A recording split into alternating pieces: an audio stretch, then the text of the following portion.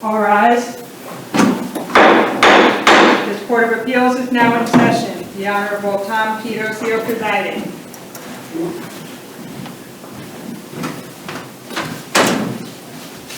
All right, good morning. You may be seated.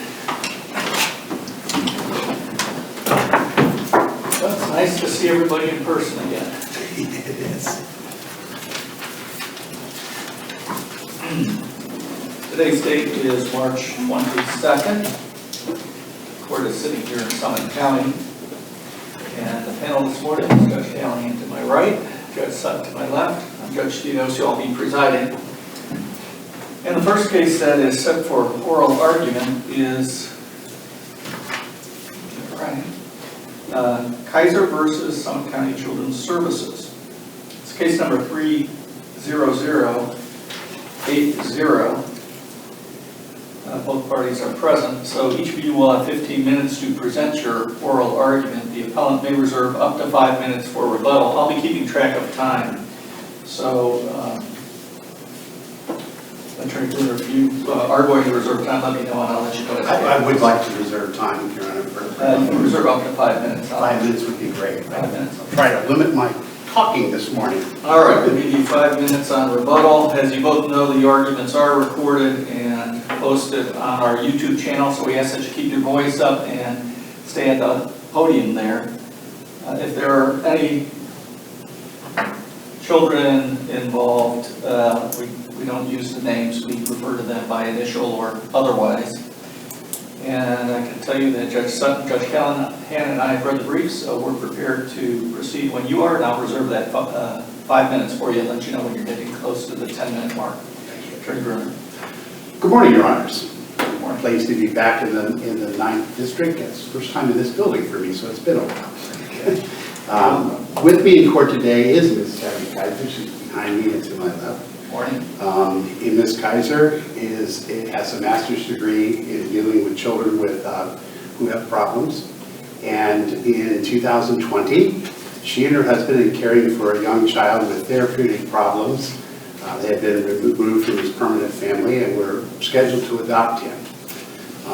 This young boy had a lot of problems, a history of becoming violent. He had been removed from the after-school care program for assaulting another child. He'd been removed from the school bus from assaulting another child.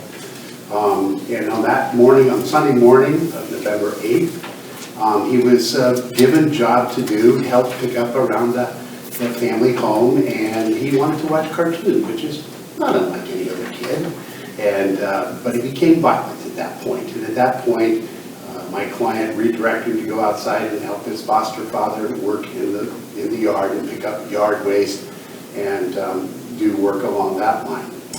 She forgot to give him some gloves. And at some point, they realized he didn't have gloves. They got him gloves. But the next day, when they took him to school, and she went to pick him up after school, an emergency hearing was held at the school, and the child was removed from their home. Adoption was canceled. Ultimately, there was some kind of investigation conducted by Children's Services that found her to be an abuser because they found that she had used not using gloves as a form of discipline. Don't know who did this complaint, don't know who made that allegation, don't know anything about it because there is no record in this proceeding. There's absolutely no record. In our brief, we cited to at one point, and we put in the record in the court below, where my client had even requested to know who made the complaint so they could see it.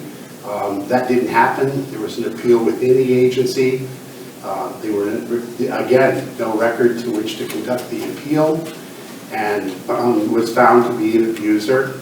Not only although the proceedings are supposed to be confidential, as we pointed out, the client had filed an affidavit in the court below that she, in fact, her employer was notified, and she not only lost the child that they'd been caring for 2 years, their adoption canceled, she was terminated from her employment as working in the child care or working with troubled children.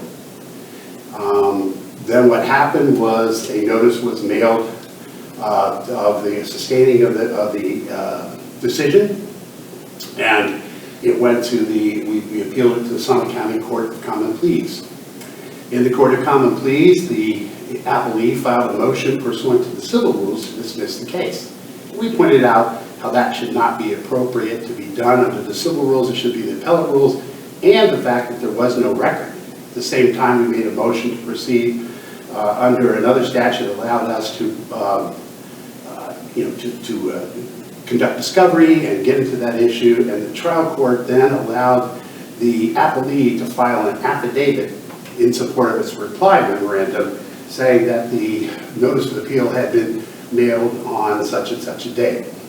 We countered with the argument, which is our second assignment of error, and that's really where I want to start my argument, is really with our second assignment of error. Ohio, this is an appeal under Chapter 2505 and 2506 of the revised code, and as we cited in our brief, 2505 I got to put these back on the read a little bit. 2505.03 parent D provides that when an appeal is governed by this chapter, Chapter 2505, and to the extent that the chapter does not contain a relevant provision, the rules of appellate procedure govern these proceedings. Our point being that under the rules of appellate procedure, Appellate Rule 14C says that anytime you're notified by mail, you get 3 extra days for mail service to take any action. And our issue is, we filed this appeal on April 19th. That is a couple of days after the date, or 2 days more than 30 days after the address put on the envelope and on the notice from the Summit County Children's Services affirming its internal decision. We think quite clearly that under Ohio Revised Code Section 2505.03 parent D, if there's no provision under Chapter 2505 for calculating time, it says in the statute the rules of appellate procedure are applicable, and therefore Appellate Rule 14C should have been applied by the trial court. As you pointed out, there's a conflict amongst the districts. The 9 holds the state of mailing, the 4th, 6th, and I think you said 11th. Correct. Notes date of receipt as the, is there anything before the Supreme Court on this based on a conflict that exists? I'm not aware of that at the present time, there being anything before the Supreme Court. I attempted to look for that myself because I would like to cite that to you. I know there's a conflict of position, but I'm saying that if you apply Appellate Rule 14C, it doesn't matter. We're within that time period. That's my point on that, is that it doesn't matter. I know that conflict exists, and there's obviously some point it's going to be right for the Supreme Court to decide what that conflict in positions are. But this is not the case if we would agree that 14C applies. Correct. If 14C applies, as I think it does under this section, then I think in that case, that is not a conflict. And this might not be the case to decide that particular conflict. And as I point out, there's no record. And that gets to our first assignment of error. The appellee did not transmit any record to the Court of Appeals. Instead, they made a motion under Civil Rule 12B to dismiss the appeal. And obviously, that was inappropriate because we're under the appellate rules in the Common Pleas Court when it's sitting as a Court of Appeals. And also, because there was no record, the appellee was allowed to create a record by filing an affidavit with its reply. And our first assignment of error said if you're going to let them do that, then you ought to proceed under the statute in which we moved, which is 2506.03 parent B, close parent B, made a motion that we be allowed to proceed in a case where there was no record to conduct discovery into this. I mean, it was really an unfair thing to allow appellees, or no one is supposed to file evidentiary material with their reply memorandum or raise new arguments that are different than their underlying motion. Now, the court did grant us a leave to file a cert reply, in which we did, and we made the arguments about 14C and so forth. But think about that. They're allowed to create evidentiary material that didn't exist before for the first time at an appellate court. That's inappropriate. And at very least, we should have been allowed to proceed under the statute to conduct discovery with regard to the matter. Their new and novel evidentiary material was put in a reply memorandum. Now, you can give us the opportunity to do a surreply, that's fine, but if I don't get a chance to look into what's behind this affidavit and what the record really shows below, then I don't really have an effective remedy to deal with something that's filed with a reply memorandum.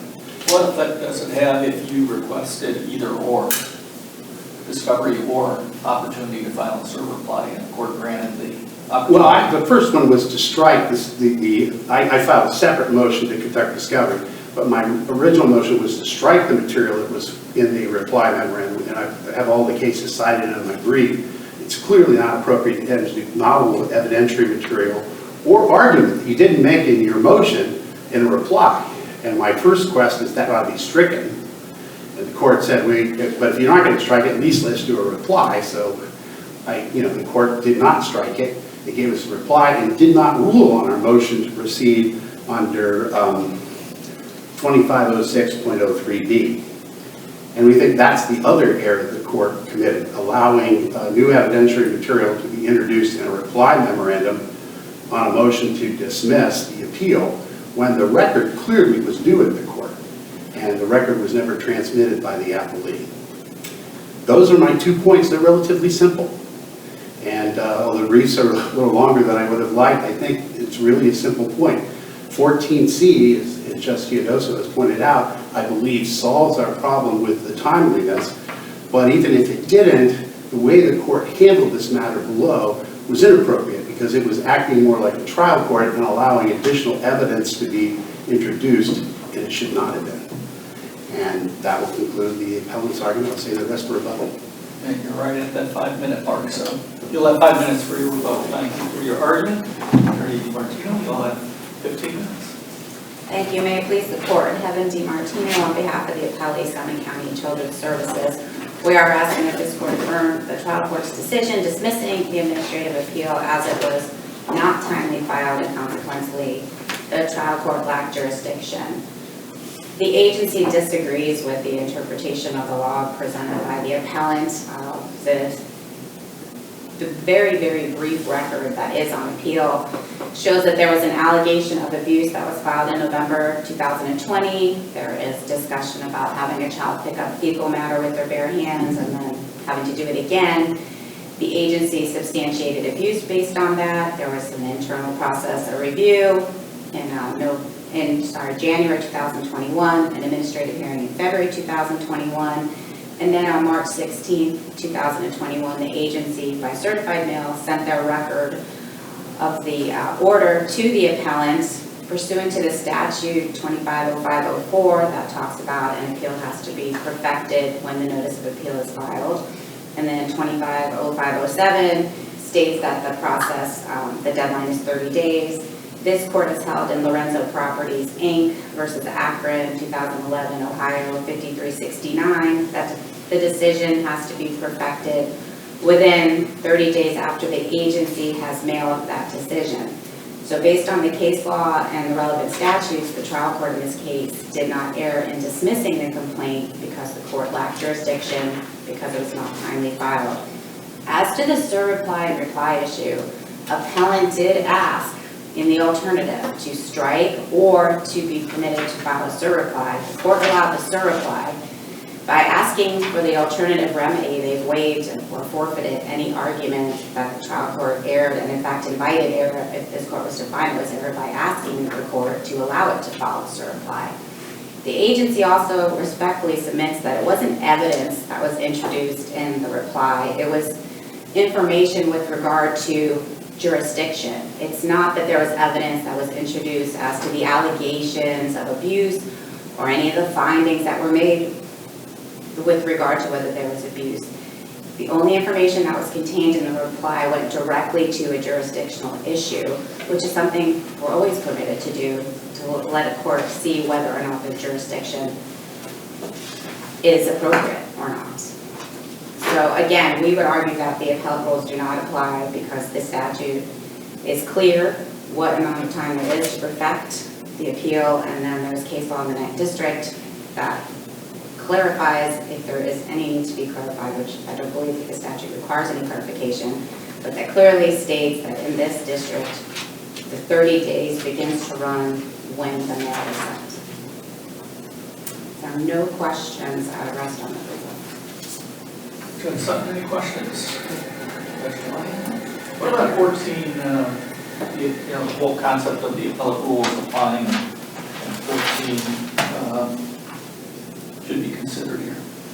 I would argue that it does not have to be considered because 2505 is clear with regard to the time frame, and this district has already looked at 250504 and 250507 and held that it's 30 days from the date a certified mail is sent. So therefore, we don't have to look at the appellate rules.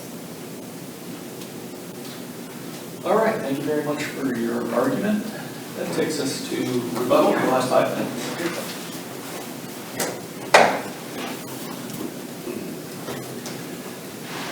With regard to the procedural stance, I would point out that not only did the appellant file a motion to strike or the alternative to file a leave to file a surreply, the appellant also filed a motion pursuant to Ohio Revised Code Section 2506.03B to proceed in a proceeding where there is no record to conduct discovery and look into those issues. So giving one, that's our first assignment of error, giving the right to surreply without the ability to look into the background on this stuff is an ineffectual remedy granted by the court below, sitting as a court of appeals. And secondly, as I said, the appellee was allowed to switch from the civil rules to the appellate rules in its reply, and totally different and new arguments, and also an affidavit attesting to when they claimed that the actual envelope was mailed. However, my main point in this case, and still is that 2505.03 parent B says, if this chapter does not have a methodology for calculating or anything covered then you go to the appellate rules. And I would point out that 2505, it does say 30 days, but it doesn't say how you calculate those 30 days. This court has added a layer in some cases where it said that it's 30 days from receipt. Other courts have said 30 days from when it's mailed. But it doesn't say in the chapter how to calculate that time. And that's why I think you default to Appellate Rule 14C, which says 3 extra days when you're served by mail. That's where I think the alternative comes in. And I think this complicated case becomes a lot simpler just based on that statute and that 14C of the appellate rules. And unless you have any other questions, I'll rest on that as well. Remind me, I'm not sure if you covered it in your brief, was there a specific precedent that deals with this No. 14? I looked, and I don't have anything cited in my brief. I just say, here's what it says, and here's what the appellate rule says. So you will be deciding, it seems like a pretty novel argument. Looks that way. Yep, and you'll have to make a decision in regard to that. So the 9th District will be cited, probably, one way or the other. Thank you. If there's any questions before you sit down, Judge Callahan. Thank you so much. All right, thank you both very much for your arguments on this interesting case. It's a pretty interesting issue, so you both did a nice job. We'll take the matter under advisement, and the decision of this court will be mailed to each of you on the day it's released. As you both know, the opinions are also posted on the Supreme Court of Ohio's website. You can find it there.